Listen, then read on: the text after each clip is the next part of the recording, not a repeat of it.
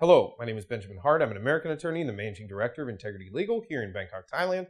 As the title of this video suggests, we're going to be discussing recently announced surveillance measures that are going to be slowly put into place with respect to foreigners here in the kingdom. And in my opinion, there's going to be substantial immigration implications that are going to be associated therewith. So let's go to some of our source material here real quick. BangkokPost.com. This is the Bangkok Post website. The title is Foreigners to be Tracked by Defense Ministry, published May 17th, 2018. Quoting directly, a computer database is being developed to store information about foreigners to help authorities keep track of them while they are in Thailand, defense spokesman Kongchip Tantrawanit says. This was of further interest to me, the following information.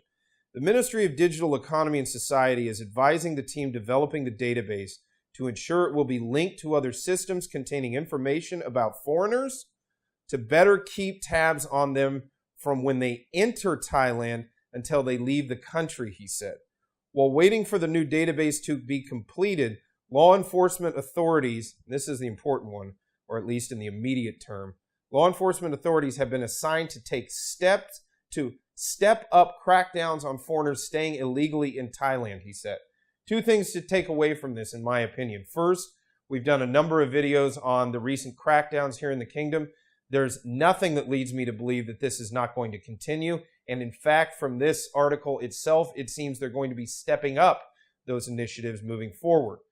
Moreover, another thing to keep in mind is it sounds to me like they are going to better coordinate their IT database activities in such a way that it will allow for better tracking of foreigners here in the Kingdom of Thailand, and where once foreigners were able to sort of game the system by various means and methodologies, most notably dealing with different aspects of the immigration apparatus at different times, and therefore sort of prolong lawful status in the kingdom by dint of the fact that essentially one hand didn't know what the other was doing.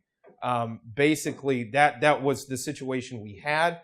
I think in the next 1 to 3 years, as these further digitizations come online, these further initiatives come online, we're going to basically see a situation in which it's going to be more and more difficult to so-called game the system, if not impossible. And on top of that, one's entire immigration history is slowly going to be pretty much readily available at the fingertips of an immigration officer at a checkpoint of admission into the kingdom, or any immigration officer one would be dealing with when trying to, say, do things like extend visas or obtain reentry permits.